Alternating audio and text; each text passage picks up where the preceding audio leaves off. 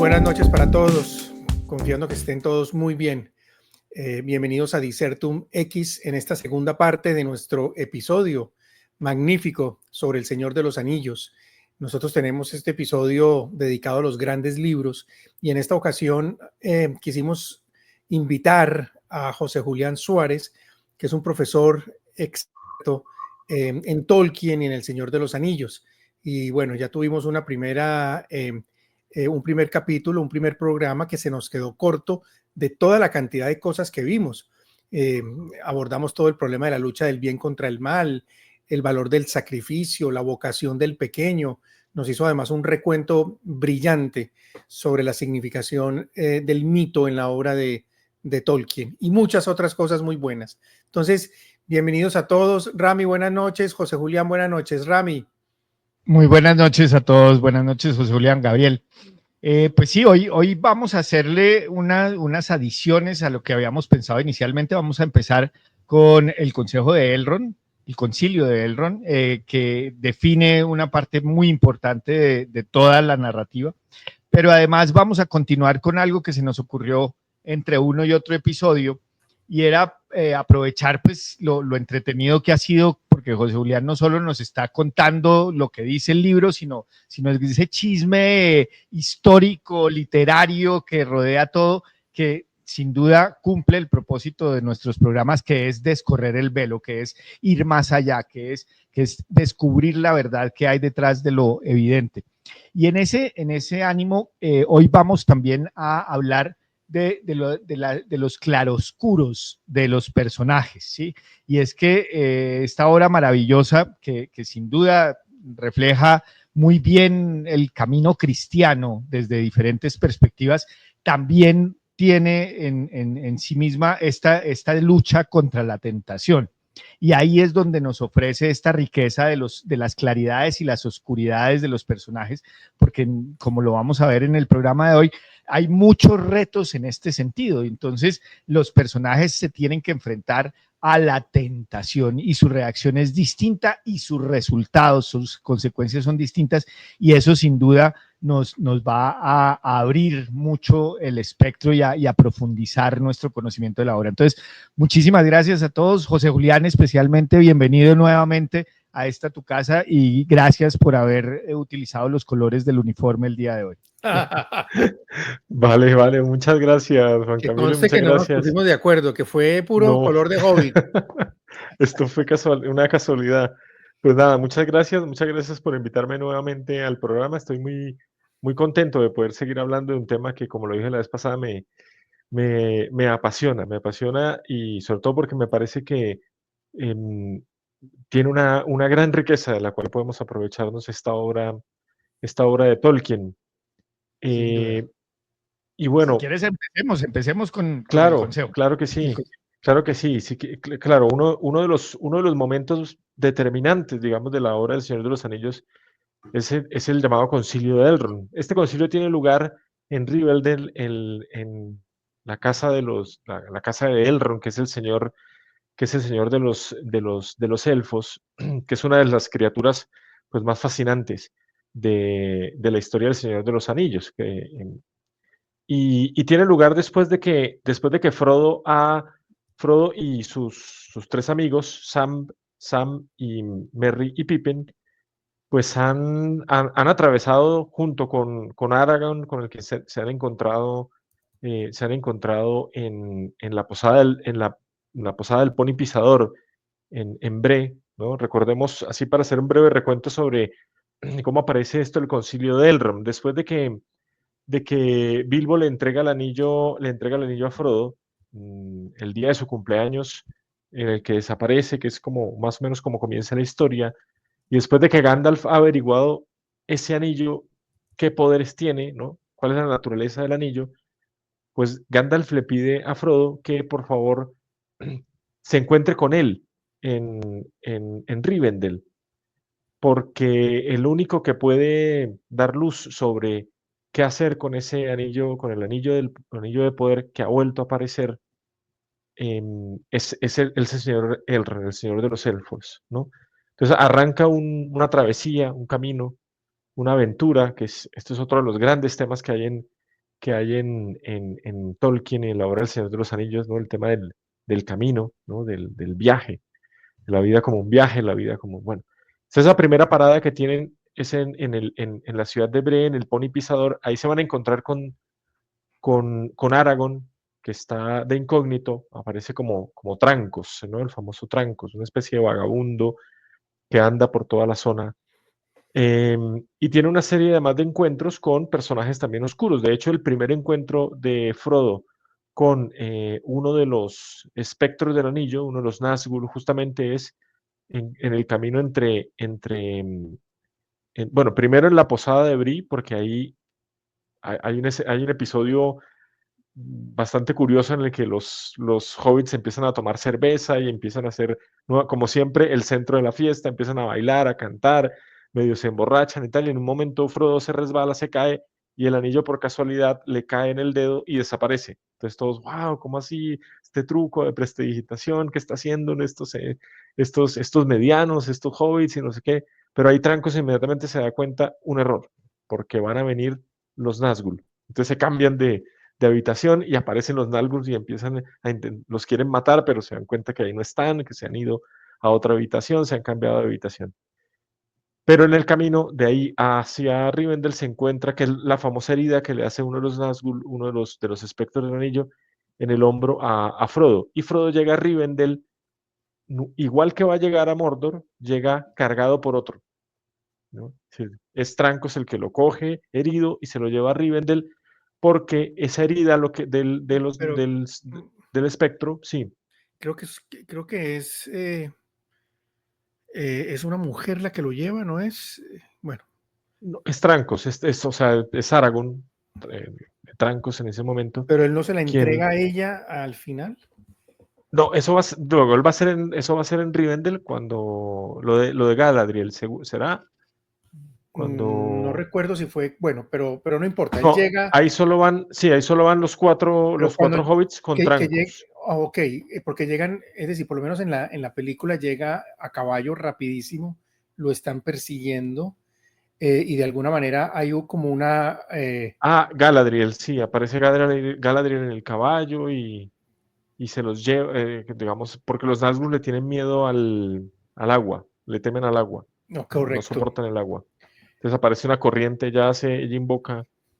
Sí, pero sí, efectivamente, pero quien lo rescata de los Nazgûl es Trancos, es Aragorn disfrazado, ¿no? Ujú, Es ujú. quien los rescata de los Trancos, de los Nazgûl, de los espectros del anillo, y efectivamente aparece Galadriel, que es la que lo va a llevar junto con Aragorn a Rivendell.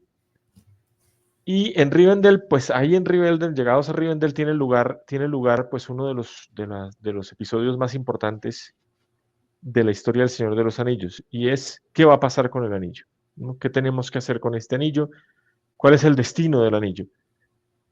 Frodo pensaba que ahí se terminaba su misión. Es decir, en principio la misión de Frodo era llevar el anillo hasta Rivendell, y pensaba que ahí se acababa su misión.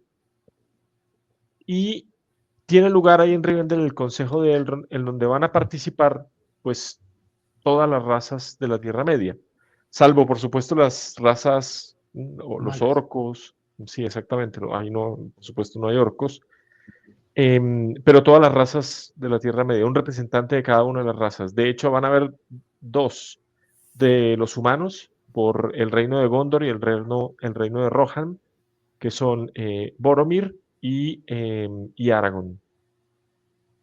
También por el reino de los elfos, pues va a estar, además de Elrond, el señor de los elfos, va a estar Legolas.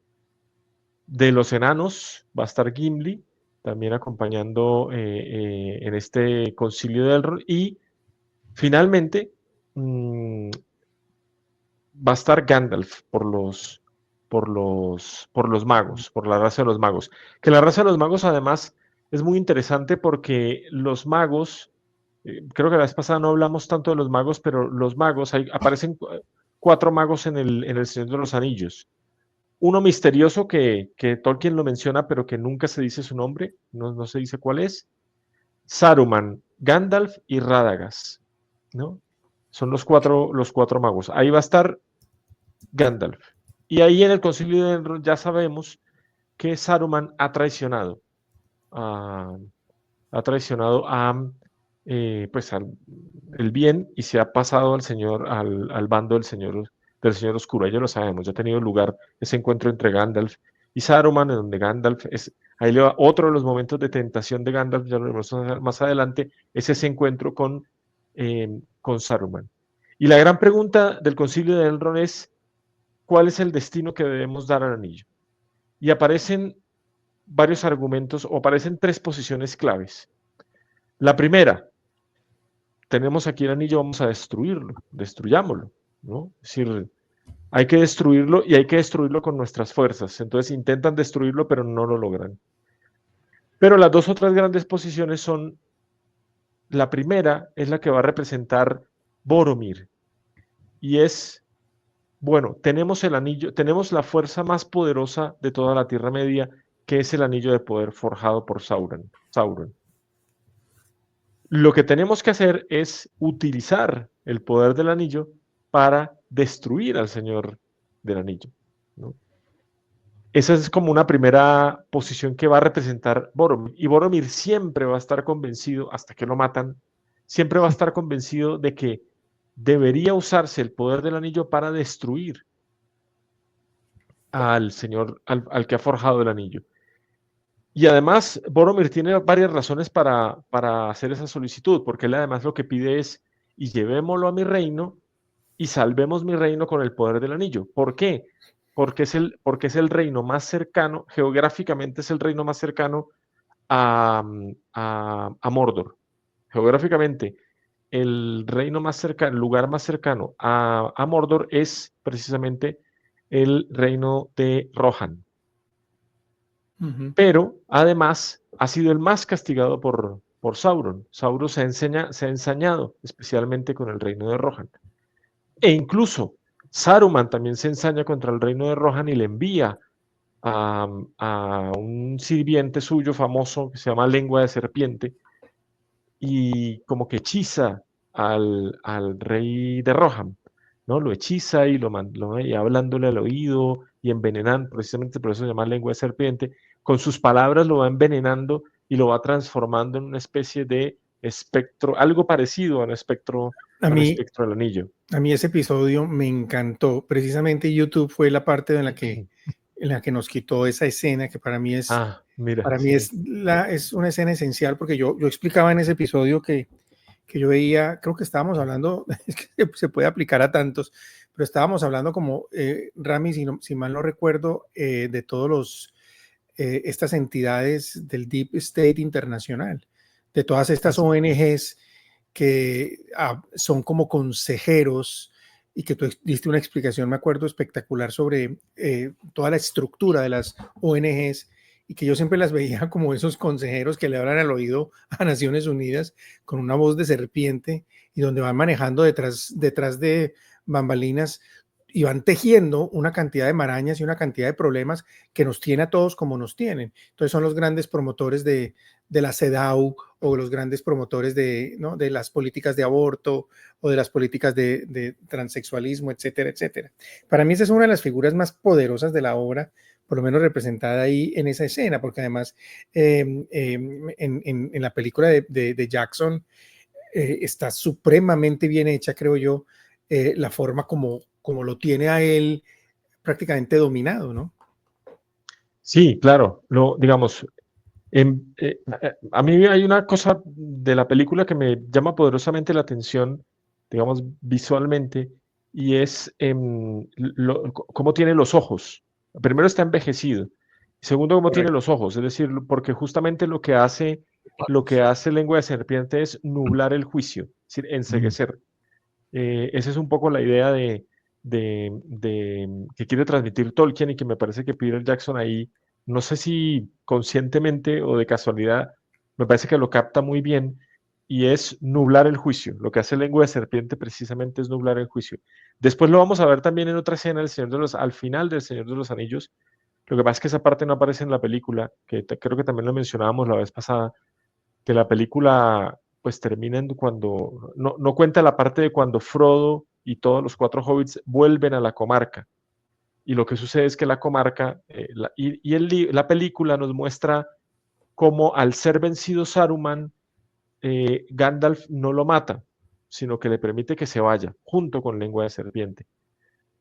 Pues, bueno, no sé si voy a hacer un spoiler, pero pues Saruman termina en la comarca, junto con Lengua de Serpiente, y Lengua de Serpiente logra envenenar nuevamente a muchos en la comarca, hacer lo mismo que hizo con el rey de Rohan. La última parte del Señor de los Anillos es como en los 4 hobbits que vienen de vencer a Sauron, tienen que luego ir a vencer a Saruman para rescatar y liberar la comarca, ¿no? Porque allá termina Saruman, no voy a decir más. Entonces la primera, entonces es una cosa muy diciente esto de lo que hace Lengua de Serpiente, lo que muchas veces hace el mal, es nublarnos el juicio, la capacidad de ver lo que está y distinguir lo que está bien y lo que está mal, ¿no? Y luego es una persona pues envejecida y además tiene otra imagen poderosa y está encorvado sobre sí mismo. Y eso también nos hace el mal. Y nos recuerda un poco, sí. No, que yo sé que políticamente Tolkien no le gustaba hacer como esas símiles o analogías, sí. exacto, o sus diferencias, pero yo sí veo en eso clarísimamente a la ideología del mal del marxismo y a la izquierda y todo. Rami y yo nos hemos preguntado en varios episodios acá, Rami, viendo y habiendo estudiado estas ideologías, ¿cómo es posible que todavía haya tanta gente, por ejemplo, que votó por Kamala Harris acá? Hablemos las cosas como son, que votaron por Petro, o que todavía van a votar por Petro en Colombia después de ver semejante energúmeno, semejante personaje que uno lo ve tan equivocado y tan errado en todo, y sin embargo todavía hay gente que está detrás, ¿no? Apoyándolo. Y es un poco como yo a veces pienso que hay una cierta confusión en el juicio debido a algún elemento externo que no es solamente se combate desde el punto de vista académico o intelectual, que es otro de los episodios predilectos acá con Rami, donde hemos tratado específicamente ese problema. El mal no se vence hoy, desafortunadamente, solamente con una discusión intelectual. Hay un trasfondo espiritual muy fuerte que creo que está muy ligado a ese que estás planteando, José Julián. Nosotros lo hemos mencionado aquí como propiamente como una ceguera espiritual. Y por eso es que lo que estás narrando, la forma en que se muestra es totalmente consistente con lo que nosotros hemos propuesto acá como el gran problema del mal hoy. Es decir, esa ceguera que es impuesta espiritualmente no le permite a las personas, aún de buena voluntad, ver más allá. Exacto. Sí, y es un poco también lo que decía Sócrates sobre la elección del mal, ¿no? Que en el fondo toda elección, todo mal moral es una ignorancia, ¿no? Es una incapacidad de ver qué es lo que realmente es bueno en determinada circunstancia. Pero volviendo, entonces íbamos en que había 3 alternativas para el anillo. La primera, destruirlo; la segunda, utilizarlo para destruirlo, que la veo yo como usar el mal contra el mal. Exactamente, eso es una tentación, efectivamente. Y así se revela. Así se revela en el Concilio de Elrond, como una tentación. Así lo va a revelar tanto Elrond como Gandalf, que son los que van a llamarle la atención a Boromir y le van a decir: el anillo y su poder solo responden a un señor. Es un poco el argumento que va a usar Gandalf, ¿no? El anillo solo responde a un señor, no va a responder, no se puede utilizar el mal para combatir el mismo mal, ¿no? Es decir, lo que hay de fondo, me parece aquí un poco en esta respuesta de Gandalf, es la famosísima cuestión ética de si el fin justifica los medios. Es decir, si yo puedo utilizar o a través de una acción mala conseguir un fin bueno, que además es una temática que aparece en la literatura, a lo largo de la literatura. Yo podría mencionar muchos casos, quizá uno de los más famosos para mí, pues es el de Crimen y Castigo de Fyodor Dostoyevsky, ¿no? Ahí aparece este famoso personaje Raskolnikov, que es un tipo que termina matando a una anciana usurera porque él piensa que si hace eso el mundo va a ser mejor, ¿no? Porque deshaciéndose de una persona que le hace daño a la sociedad, el mundo va a estar mejor, ¿no? Entonces, y termina justificando su crimen precisamente porque digamos, un bien superior, un bien mayor, el bien como él piensa que está haciendo una acción que realmente va a ayudar al bien común, ¿no? Y un poco eso es lo que piensa Boromir. Boromir lo que va a pensar, y lo van a pensar muchos a lo largo de la obra. Muchos a lo largo de la obra del Señor de los Anillos van a tener esta tentación. Lo vamos a ver ahorita que veamos a otros personajes que también se ven tentados por ese mismo deseo de utilizar el anillo para, eh, para destruir al Señor Oscuro. ¿Y qué es lo que pasa?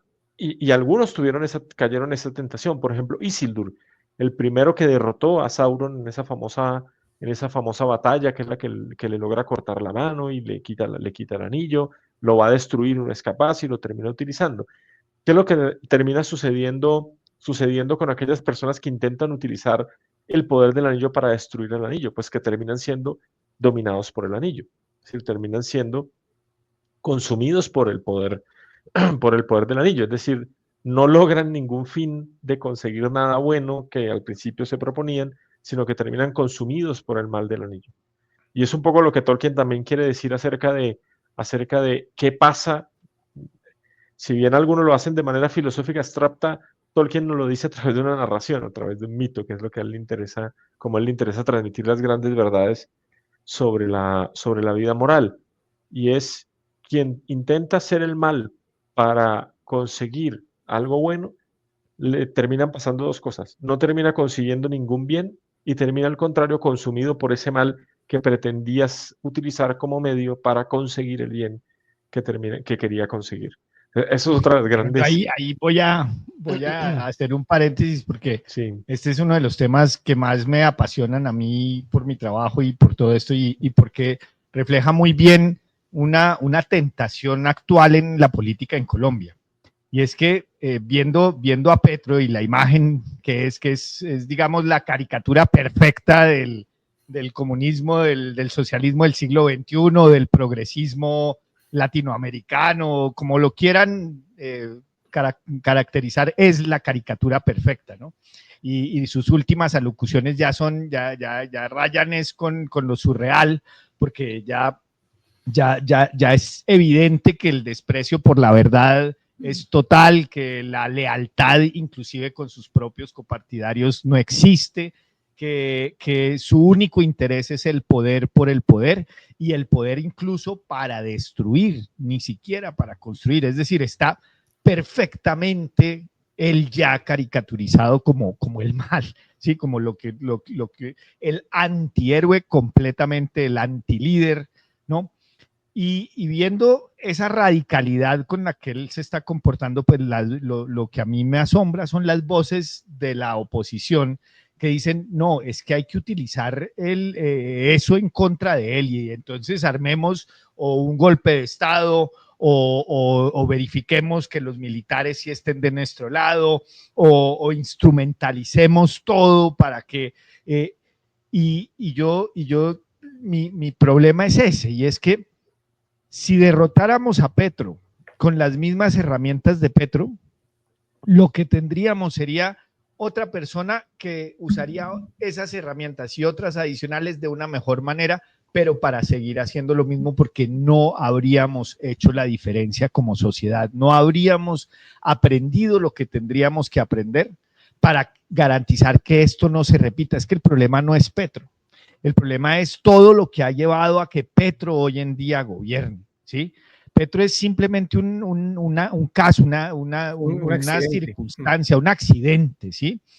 Pero podría haber sido cualquier otro. El problema es toda la derrota moral de esta sociedad que nos ha llevado a que hoy estemos gobernados por quien estamos gobernados. Y yo ahí entonces digo que la respuesta no solo es como lo estábamos discutiendo a partir del mito y de cómo ese mito está revelando verdades fundamentales, que no es solo no combatir el mal con el mal, sino que hay un requisito que se le exige a los líderes y es la fidelidad en lo poco, ¿sí? Porque si no hay esa fidelidad en lo poco, al final, cuando les toca realmente medirse el aceite, cuando les toca ser testimonio, cuando les toca enfrentar realmente el mal, se van a desviar porque no fueron fieles en lo poco, porque no aprendieron desde el discurso que hay que dar en el Congreso de la República para enfrentar al discurso del presidente, que no aprendieron desde la forma en que busca uno los votos, que no aprendieron desde el momento en que organizó su grupo político para cuidar los votos en las elecciones. Si uno empieza a torcerse ahí, porque es que hay que jugarle el juego a los que ya saben jugar, ¿sí? Esa falta de fidelidad en lo poco, en lo mínimo, en lo que nadie se va a dar cuenta probablemente, porque es que es una infidelidad casi que muy privada, muy de uno mismo con uno mismo, ¿sí? Pues obviamente para los que somos creyentes es de uno mismo con Dios, claro, pero digamos que es de uno mismo con uno mismo, y si uno no es fiel ahí, esa infidelidad termina desembocando en esto que estamos hablando, y es que termina uno no deteniendo el mal, no cambiando las circunstancias, y por el contrario cayendo presa de un mal peor al final. Y creo que en eso el siguiente punto, el de los claroscuros, nos va a ilustrar un poco más esa idea de qué pasa cuando yo cedo a la tentación en lo pequeño. Y por eso quería hacer ese énfasis para darle No, yo agregaría, ese marco Rami, a las conversaciones claro, que no, y me parece muy, muy oportuno. Yo agregaría, yo creo que José estaría de acuerdo, que en el fondo hay muchas pruebas desde lo pequeño, o en lo pequeño, o en la prueba del heroísmo se da en esos momentos. No tiene que ser la gran gesta, la gran obra, en lo pequeño, en lo cotidiano, en el día a día, en cómo me forjo yo en las conversaciones privadas, en cómo consigo el voto, en cómo me aproximo a las personas, en cómo propongo un cambio a una ley, en cómo me siento con una bancada de un partido distinto a negociar o a plantear alternativas. ¿Qué tanto voy a ceder y qué tanto no voy a ceder? ¿Dónde están los principios? Yo creo que la obra de Tolkien, y lo vamos a ver en muchos personajes, o yo por lo menos lo veo en muchos personajes, implica una exigencia mayor, no solamente en esas grandes gestas, sino en momentos muy particulares y muy concretos. ¿Tú qué opinas, José? Sí, no, de acuerdo. Es decir, es que la gran tentación del político es precisamente decir, bueno, a ver, yo sí tengo buenas intenciones. Lo que pasa es que si no utilizo estos medios, pues entonces no voy a poder concretar esas intenciones. Pero no, mis intenciones son buenas, son las mejores para el país, son las mejores para el bien común, son las mejores pero, pero al final lo que termina es el político olvidándose de las buenas intenciones y utilizando los mismos medios, porque buenas intenciones, es que el reino de la política no es el reino de no es el reino de los fines, no es el reino de las intenciones, es el reino de los medios, de las acciones concretas que me permiten, ¿no? Porque a mí me causaba mucha curiosidad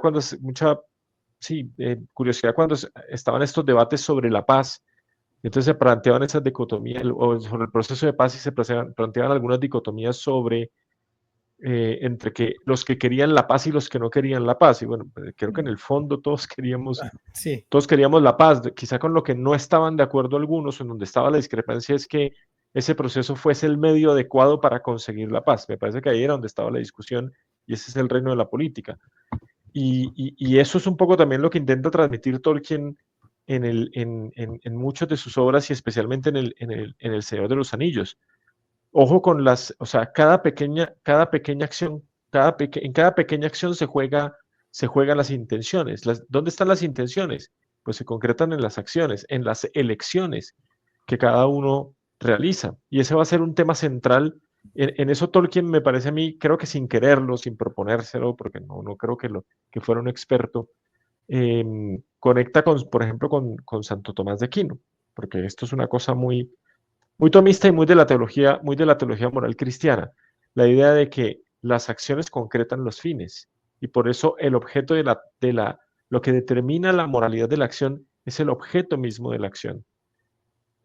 no el propósito, no ese fin ulterior con el que se realiza la acción. No, mejor dicho, un propósito ulterior bueno no justifica una acción que en su objeto, por su intención inmediata, es mala. Eso es imposible. Y eso es un poco lo que va a intentar transmitir Tolkien cuando pone en labios de Gandalf y de Elrond esa crítica que le hacen a Boromir y le dicen, es que no podemos utilizar, es imposible usar el poder del anillo en contra del Señor Oscuro, porque el anillo solo responde a un único poder, ¿sí? Solo responde a una única voluntad, que es a la voluntad de Sauron, y va siempre a querer servir a esa voluntad. Y quien se interponga entre el anillo y la voluntad de Sauron para querer utilizar el anillo para destruir a Sauron, la consecuencia va a terminar consumido por el poder del anillo. Es decir, va a terminar prácticamente Esclavo. como un espectro Mm, del anillo, como un esclavo ujú. de ese anillo. Óyeme, y si comparamos, por ejemplo, a Saruman con Gandalf, porque yo pienso que ahí se puede hacer una comparación muy interesante. Estamos hablando de dos magos Sí. eh, importantísimos. El uno además blanco.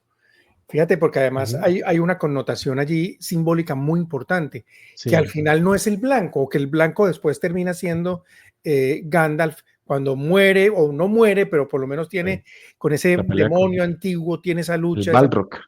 y regresa. Cuéntanos un poco de esa parte que es fascinante, de Sí, es ambos. que lo de los magos es muy interesante porque ¿quiénes son los magos? Los magos son, creo que la vez pasada hablé algo en el Silmarillion, porque el origen de los magos está en el Silmarillion. En el Silmarillion, Eru, que es el dios de la Tierra Media, el dios de la mitología de Tolkien, crea unos seres que son los Valar, que son los que van a crear el mundo a través de una partitura, interpretando una partitura, que hay uno de esos Valar es Melkor, que es el primer señor oscuro, primer gran señor oscuro de la mitología de Tolkien. Los magos son en realidad Valar que se han encarnado. Es decir, Sí, son como ángeles eh, encarnados, por llamar. exactamente, los magos provienen de los Valar. Y como hablamos ahorita, hay cuatro magos, uno que no Tolkien lo menciona, pero no dice que existe, pero no sabemos su nombre ni nada que pasó con él. Luego está Radagast, que es otro de los magos.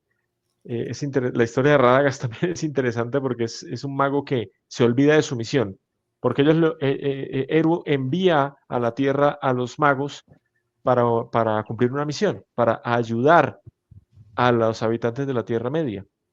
Y Radagast se olvida de la misión y se distrae con pajaritos, con animalitos, con la naturaleza, y de hecho, esta es otra de las cosas que muestra bien la película de Peter Jackson, casi que él se va transformando, porque lo vemos cuando aparece que casi tiene media cara, que es como una especie de cosa rara, como de planta, como naturaleza, y casi que se va convirtiendo. Es el mago que se olvidó de su misión, se olvidó para qué había venido a la Tierra Media. Y luego está Gandalf y Saruman. Gandalf en concreto, ahora no me acuerdo cuál era el nombre que tenía de Valar, pero Gandalf en concreto, Saruman cuando Eru le dice que lo va a enviar a la Tierra Media a encarnarse en un mago, él como que se lanza súper confiado. Porque dice, listo, listo, yo me voy, nos vamos y vamos a ayudar como muy ambicioso. Gandalf, en cambio, con mucha prudencia, dice, yo no sé si voy a ser capaz de cumplir esta misión. Me da miedo esta misión que me está encomendando. Me da miedo. Pero la voy a asumir. Y me da miedo sobre todo de mí mismo. Gandalf tiene como una sana desconfianza de sí mismo, porque dice, no sé si voy a poder resistir la tentación, porque voy a tener un poder muy grande como mago. Y entonces, no sé, tiene como una especie de sana desconfianza en sí mismo y en que no vaya a ser capaz de cumplir la misión. Saruman, por el contrario, está muy confiado. Dice, no, sí, sí, sí, yo voy a cumplir la misión.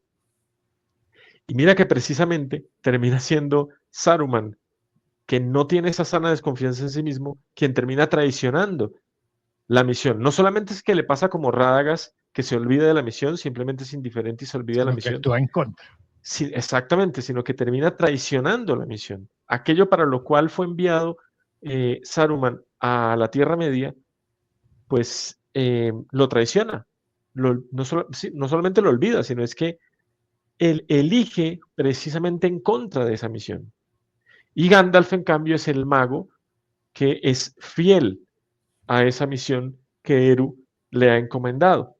Por eso él siempre está al lado de los hobbits. Él aparece curiosamente siempre como al lado de los hobbits. Los hobbits como que son los únicos que lo conocen y están como siempre al Sí. lado de todos los demás seres de la Tierra. ¿Y por qué Saruman Eh, escoge atentar contra su misión? pues Saruman además Saruman no solamente termina atentando contra su misión eligiendo en contra de la misión, sino él quiere traicionar a Saruman, perdón, a Sauron. Y además hay una cosa interesantísima. Recuerden que Tolkien es filólogo y ese juego de palabras Saruman, Sauron, Así es. casi que se parecen los nombres, muestra un poco filológicamente o a través de las palabras la cercanía entre uno y otro, ¿no? Hay una cercanía entre Saruman y Sauron, porque Sauron es el mago más poderoso, es más poderoso que Gandalf. Y, y, y como que él quiere reemplazar al Señor Oscuro. Él no quiere servir al Señor Oscuro, a Sauron. Él no quiere hacerlo. De hecho, él se lo dice a Gandalf. Sí, en Le dice, algún no, no, momento no. se lo dice. Exacto. Vamos a conseguir el anillo no para que convertirnos en servidores de Sauron, sino para convertirnos en el Sauron, o sea, en el Señor Oscuro de la Tierra Media. Eh, y lo que finalmente hace que un mago como Saruman tome la decisión de traicionar la misión para la cual ha sido enviado a la Tierra, pues es nuevamente el deseo de poder, la ambición, eh, el seréis como dioses del Génesis, ¿no? Que es un poco también la gran tentación del anillo, ¿no? La gran promesa del anillo es seréis como dioses, vas a dominar toda la Tierra Media, vas a ser el Señor Oscuro que va a dominar toda la Tierra Media y que vas a dominar no solamente a todas las razas de la Tierra, sino a todas las criaturas, porque la Tierra Media no solamente está habitada por razas, sino también por criaturas, como De acuerdo. los Ents, los famosos estos árboles, eh, el bosque, por ejemplo, está lleno de criaturas mágicas, hay trolls, ¿no? Hay un montón y hay orcos, ¿no? Mira que Entonces, en Gandalf, por ejemplo, en Mithrandir, ¿no? Que era el nombre, el- Mithrandir, eso era el nombre, sí. la misión de Gandalf era la de inspirar resistencia al mal, sin dominar. Entonces él sabía que su misión era ayudar, guiar, orientar, proteger, pero nunca imponer, sabiendo que Ujú. tenía el poder de hacerlo, o podía tener el poder de hacerlo porque era un mago muy poderoso. En cambio, en el caso de Saruman, digamos, lo que tú estás diciendo, era muy poderoso, pero es un poder que lo corrompe, porque Ujú. quería dominar, y de ahí que termine aliado de Sauron, ¿no? Sí, ahí uno puede ver justamente en Gandalf la encarnación de la virtud de la prudencia, ¿no? Porque justamente la virtud de la prudencia es lo que va a hacer eso. O sea, la virtud de la prudencia es la virtud que nos permite, que nos ayuda a guiar u orientar nuestras decisiones y nuestras elecciones hacia el bien. Em, y Saber Gandalf obrar es con eso. rectitud, claro. Exactamente, saber obrar con rectitud. Es decir, y Gandalf encarna un poco lo que representa la virtud de la prudencia. Además, casi que uno podría ir analizando el personaje de Gandalf e ir encontrando lo que Santo Tomás llama todas las partes subjetivas de la prudencia, ¿no? Entonces, cómo encarna el tema del consejo, ¿no? Es un hombre que sabe aconsejar y que sabe pedir consejo cuando es necesario, o por ejemplo la atención a las circunstancias concretas, ¿no? Que también como, como, como Gandalf, ¿no? Es capaz de tomar O decisiones. run, o- you fools. Cuando está ante el peligro, ya les dice, corran, ¿qué esperan? exactamente, Y exactamente. los Entonces otros se van está quedando quietos ahí como atontados. Él sabe cuándo arrancar el, y cuándo esperar. sí, el timing famoso El timing. que yo le llamo el timing que es necesario la virtud de la prudencia, ¿no? El no demorarse, esa no demorarse demasiado a la hora de tomar decisiones, la indecisión, de la que Bueno, hablaba. y esa pelea final con ese, cuando todos pensábamos que moría, pero él regresa, ¿qué pasa ahí? Con el Balrog. Es cuando ellos, digamos, empujados un poco por las circunstancias, hay unas circunstancias climáticas difíciles, tal, llegan hasta la puerta de la entrada de las famosas minas de Moria, donde se van a encontrar con orcos que los van a atacar, ¿no? Entonces los vienen persiguiendo y tal a toda la comunidad. Es el momento en el que la comunidad sufre la primera división y es en un puente famoso a la salida de las minas de Moria, se encuentra con una criatura sí, mítica muy antigua que se llama el Balrog, ¿no? Y es otra escena muy interesante porque es el sacrificio, es decir, lo que termina transformando a em, Gandalf. Gandalf de un mago gris a un mago blanco es el sacrificio y la entrega por la comunidad del anillo Dio y la por el vida por cumplimiento de la ellos. misión. Básicamente, por lo menos estuvo dispuesto a dar la vida. Él termina venciendo al Balrog, cosa que era imposible. Que ahí aparece otro de los grandes temas del Señor de los Anillos, que es el tema de la providencia, ¿no? Que aparece de una manera muy velada en Tolkien, porque nunca se menciona que Eru los ayudó, el dios de la Tierra Media los ayuda.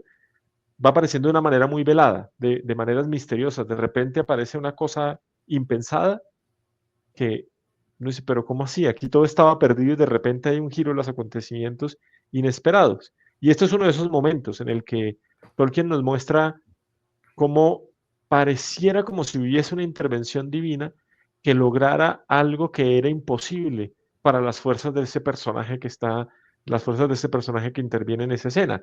Y este caso es uno de esos, porque Gandalf pelea contra una criatura que lo supera infinitamente en fuerza y en poder. Un Balrog que es una especie de figura medio demoníaca, medio, ¿no? Que era impensable, imposible, de hecho la comunidad del anillo se va, los demás se van y dicen, no, ya Gandalf lo perdimos, porque es imposible que alguien pelee contra un Balrog y lo pueda vencer. Sí. Pero Gandalf lo vence con una fuerza además que él mismo dice que no provenía de él. Y es esa entrega, ese sacrificio, esa capacidad de darse a los demás y darse a la misión, entregarse por la misión. Finalmente esa era la misión para la cual él había venido a la Tierra, a la Tierra Media, para ayudar en esa misión. Y esto lo interpreto yo, me parece que él dice, bueno, para esto viene, este es mi momento final y aquí, este es mi momento de entrega. Y pelea contra el Balrog. Y es fruto de haber vencido al Balrog que se convierte en un mago blanco. Y lo vamos a volver a ver aparecer allá en el famoso bosque mágico cuando se encuentra con Aragorn y con luego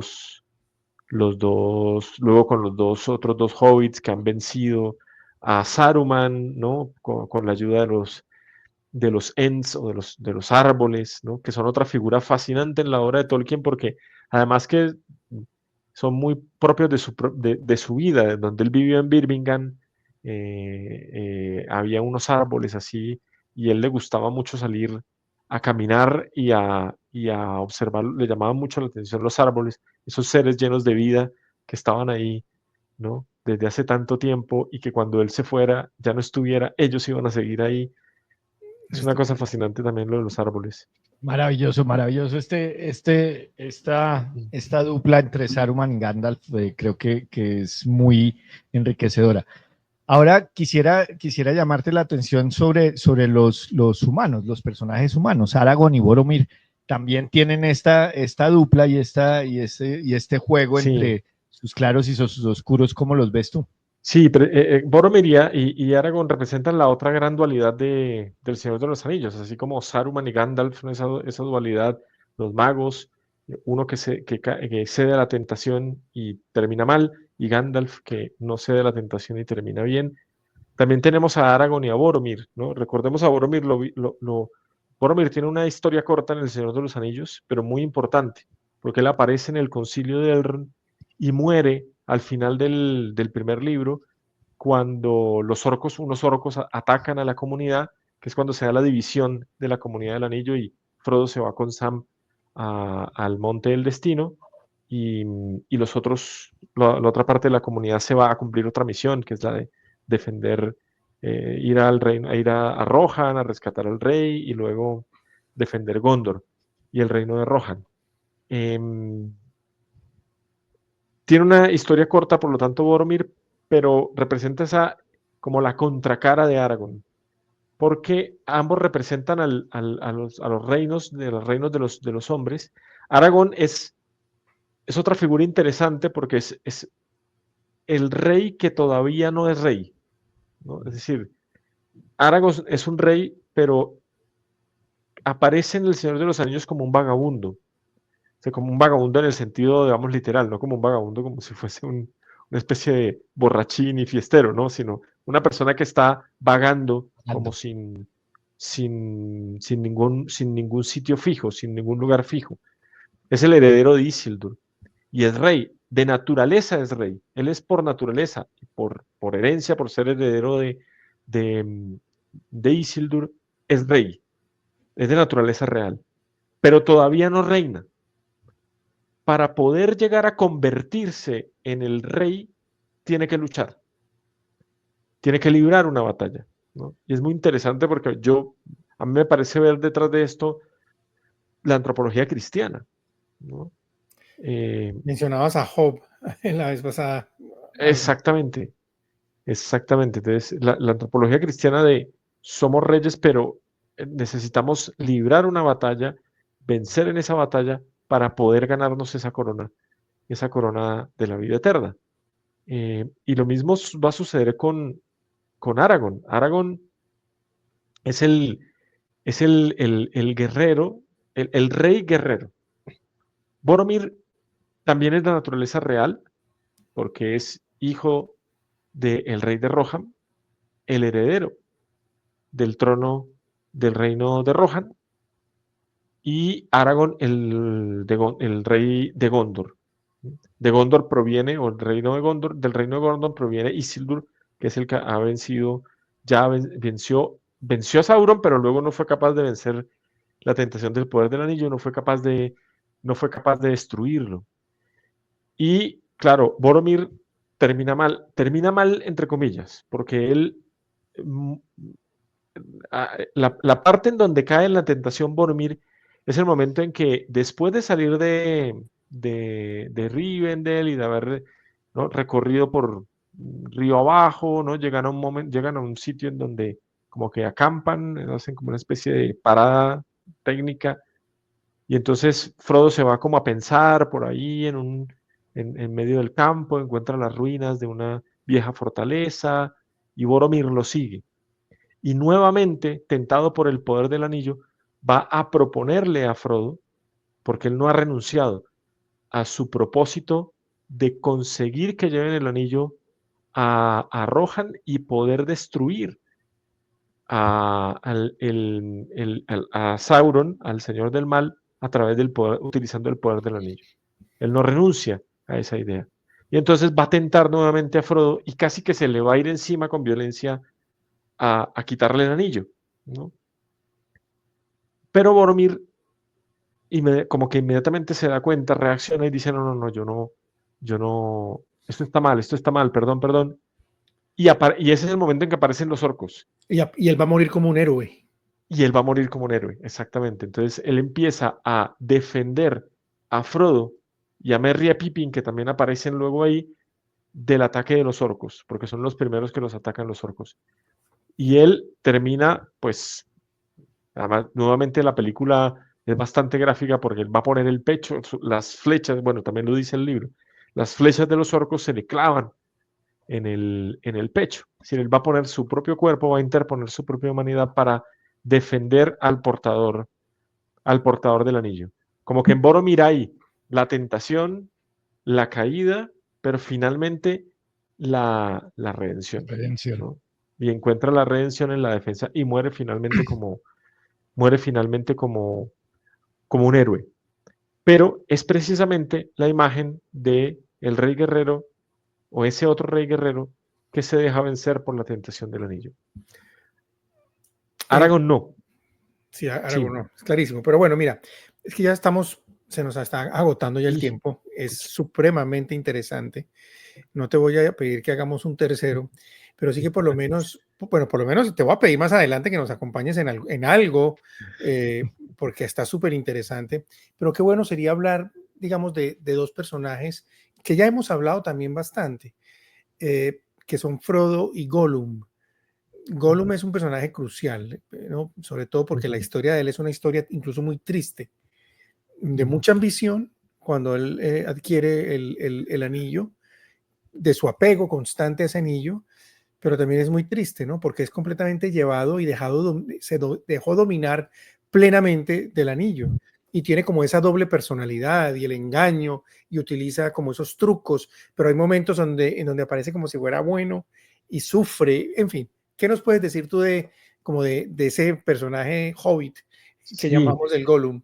sí, Gollum o Sméagol es un personaje bastante curioso porque yo he pensado largamente sobre este personaje muy curioso que aparece en El Señor de los Anillos porque cuando Gollum adquiere el anillo no lo adquiere como las demás criaturas. Él no lo desea para dominar a nadie, ¿no? Ni desea para rescatar, ¿no? Como Boromir para rescatar a Rohan, ni como Sauron, ni como Saruman. Él lo recibe como una especie de regalo de cumpleaños. Él lo encuentra el día de su cumpleaños y ahí lo...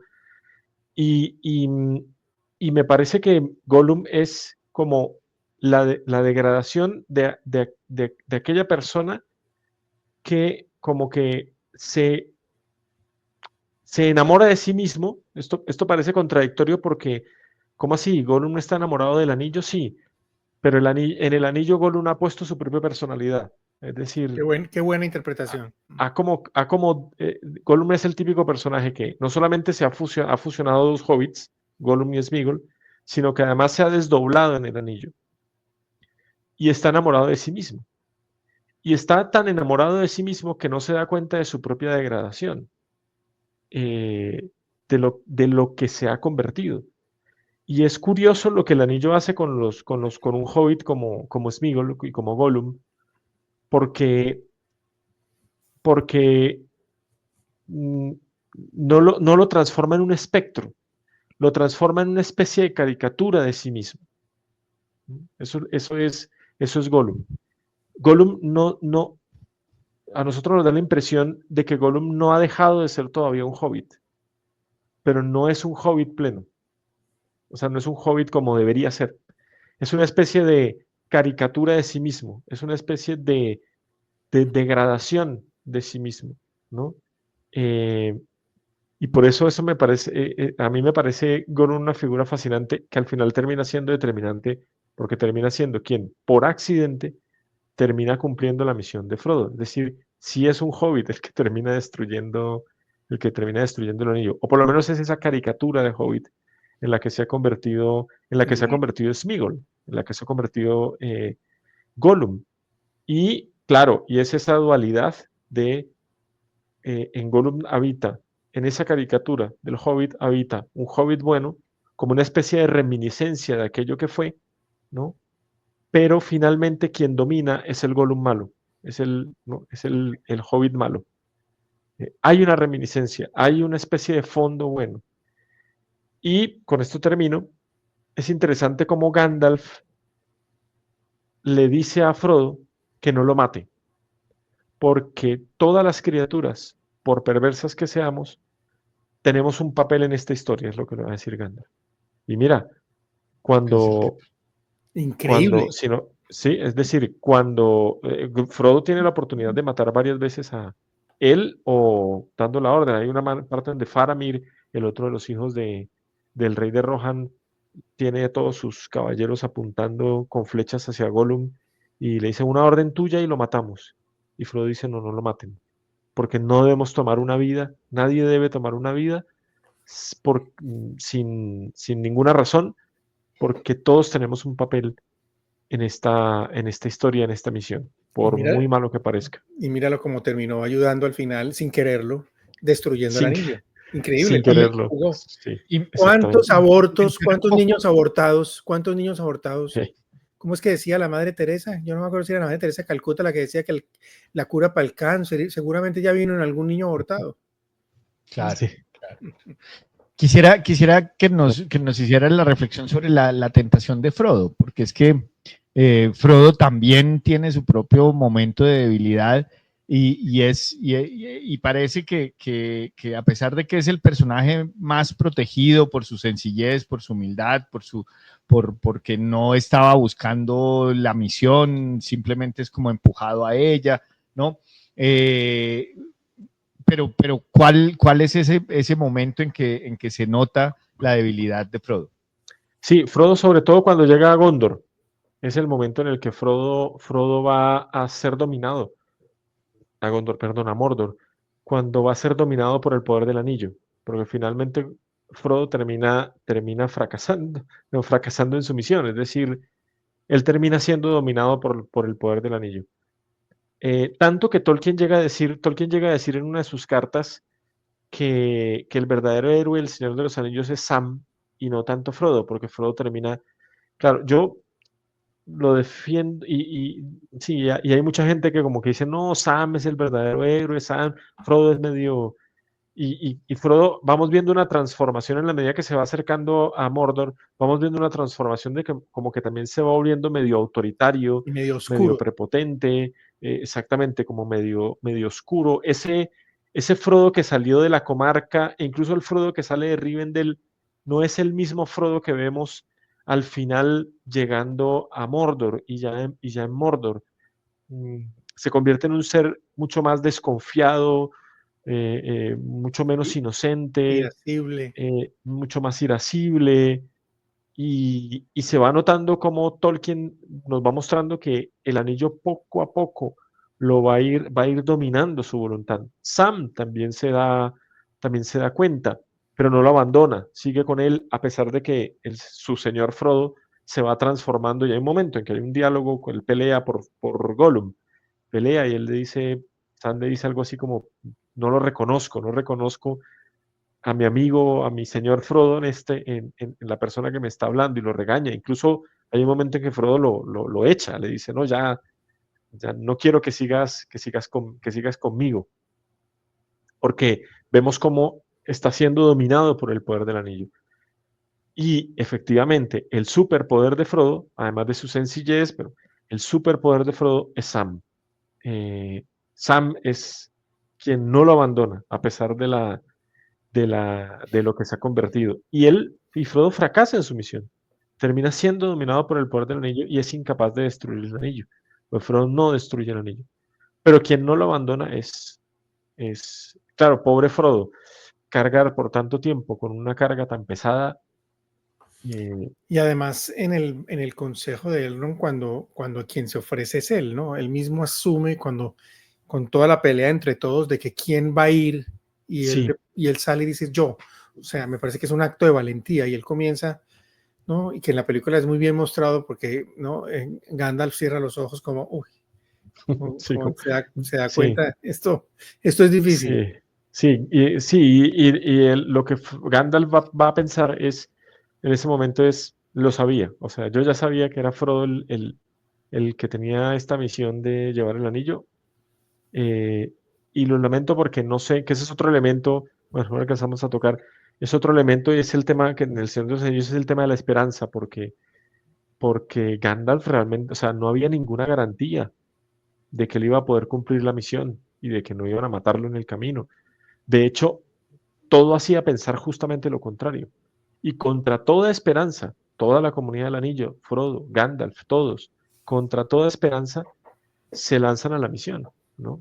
Y es esa idea de cuando nosotros, esa misión a veces puede parecer una misión imposible, pero nuevamente va a aparecer el tema de la providencia, alguien que acompaña, una especie de Sí. providencia que va a acompañar esa misión y que la va a hacer Yo siento, por llegar a ejemplo, su que fin. la batalla nuestra, que lo que estamos viviendo hoy en día, y lo hemos dicho en este canal varias veces, es que nosotros estamos viviendo una batalla espiritual. la batalla académica es secundaria, la batalla académica ayuda, la batalla de las ideas y los argumentos como para clarificar cosas, pero en el fondo el problema aquí es que hay un corazón o una mente cerrada de mucha gente o de las ideologías que han inventado una realidad secundaria y que imponen esa visión de esa realidad a punta de fuerza y a punta de engaños y a punta de mentiras. Y romper ese hechizo, romper esa idiotización o esa ideologización, me parece que es mucho más allá, va mucho más allá que las meras ideas. No en todas las personas, porque hay personas que de buena fe, digamos, tienen ese cuestionamiento en muchos temas y que son capaces de, mediante un estudio, saber reconocer la verdad de una argumentación o de un hecho, pero que a grandes rasgos o en lo general o en lo sustancial, sí me parece que hay una guerra espiritual muy fuerte y que se tiene que romper desde una perspectiva espiritual. Por eso nosotros con el padre Daniel Bustamante que tuvimos acá, un sacerdote genial, Sí. estuvimos tocando ese tema, el tema de cómo, bueno, es el que convocó a lo del Rosario en Colombia y que ya lleva varias sesiones y que lo seguimos acompañando, porque yo no le veo otra salida a este problema. El mal en el mundo está tan arraigado que eso que tú venías diciendo, ¿no? De la esperanza. La esperanza hay que tenerla hasta siempre, pero saber dónde la ponemos.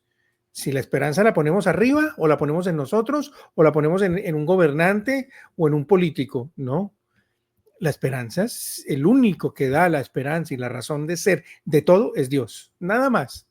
Y de ahí para allá, lo que venga. Sí, de acuerdo, de acuerdo. Que además el padre Daniel lo conozco, estudié con él. Yo estudié Ah, con el sí. padre Daniel en Pamplona, sí, sí, sí, en Navarra. Somos grandes amigos. Ah, El mira, qué padre bueno. Daniel Bustamante, el padre Daniel Bustamante, sí, sí, yo estudié con él. Muy bien. Rami Sí, sí, también, ¿no? También lo conoce, muy bien. Sí, sí, sí, sí, sí, sí. Trabajé con él cuando ya estaba en la conferencia episcopal. Muy sí, bien. Rami, cerremos, vamos cerrando. José.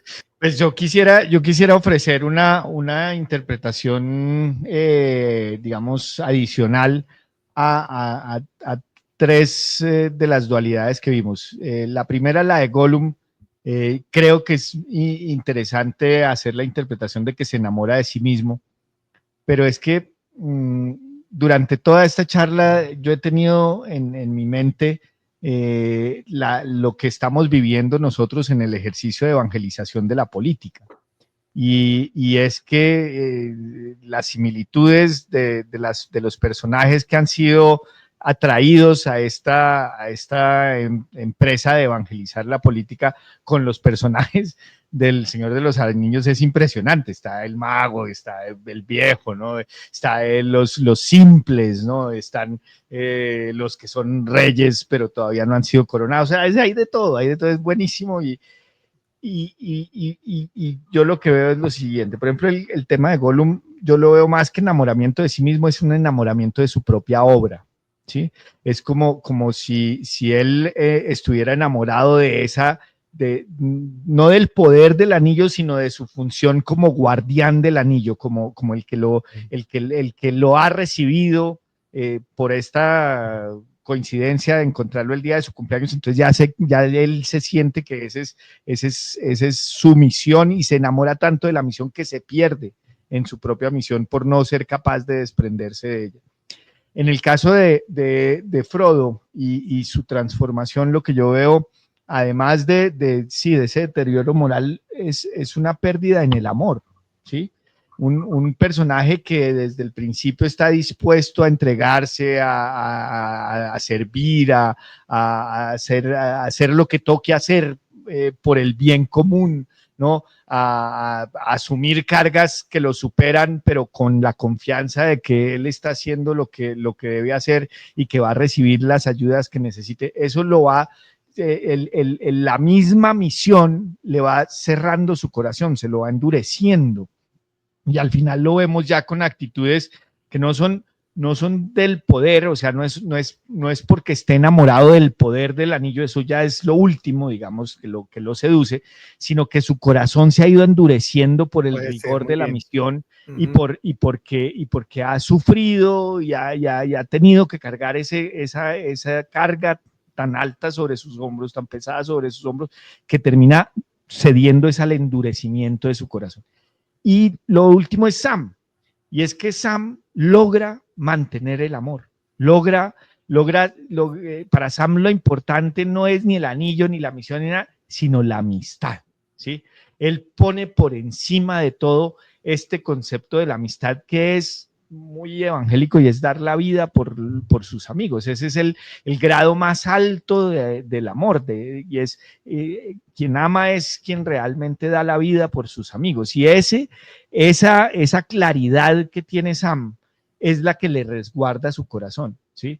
Y es la que le permite, aún en los momentos en que Frodo lo maltrata, o en que Frodo se revela como una persona oscura, o en que Frodo cae a la tentación, Sam lo sigue amando. Y eso es Muy bien. impresionante, porque al final del día, pues lo que yo interpreto, pero esto es gracias a todas las reflexiones de José Julián, o sea, yo estoy construyendo sobre lo que hemos hablado en estos dos programas.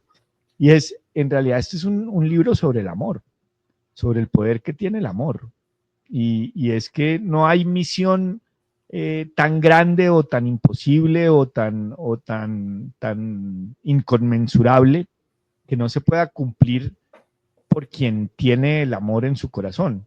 Porque al final, fíjate que son esos actos de entrega, o sea, de amor verdadero, de donarse, los que permiten incluso los milagros. ¿Sí? No solo los que dan las lecciones valiosas del libro, ¿sí? Y los actos heroicos son actos de entrega y de amor, sino esos momentos que tú mencionabas que son milagros al final del día dentro del libro, esos se dan y se posibilitan es porque alguien ha amado. ¿Sí? Claro. En la forma cristiana de entender el amor, que es esa entrega absoluta, incondicional y desmesurada, sin ninguna contraprestación. Sí, Y sin medida. sin medida. Y qué bonito porque combinar esto del amor en la política, que es el dilema del poder, ¿no? Que es en último, el anillo es el poder, ¿no?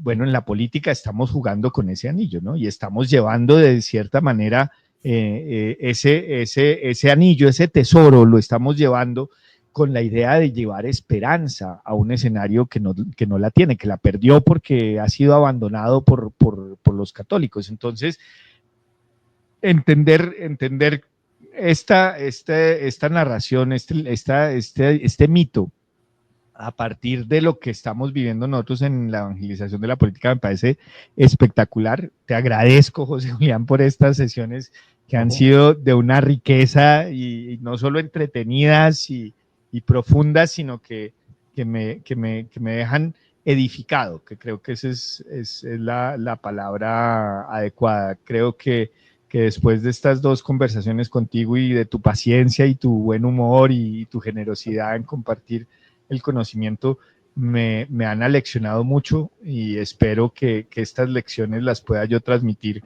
porque creo que son muy valiosas y nos dan esa medida, nos ponen una vara, ¿sí? Y yo creo que nada más generoso y más importante en la vida que saber uno a qué estándar se tiene que referir. Puede que no lo logremos, pero por lo menos tener el estándar. Muchísimas gracias Sí, a bueno, usted. no, con mucho gusto. Me encantó haber estado con ustedes aquí compartiendo y hablando del Señor de los Anillos. Ojalá, sí, con mucho gusto podamos luego hablar de más cosas de literatura y de estos temas que a mí tanto me apasionan. Muchas Muy gracias por bien. la invitación. José, de Gracias. verdad, de nuevo, muchas gracias a ti, a todos nuestros oyentes. Qué joya, qué lujo, qué tesoro tenemos en estos dos episodios. Y bueno, muchas bendiciones a todos. Gracias por acompañarnos. Es Disertum X. Nos vemos Dios después. los bendiga. Chao. Bendiciones. Adiós.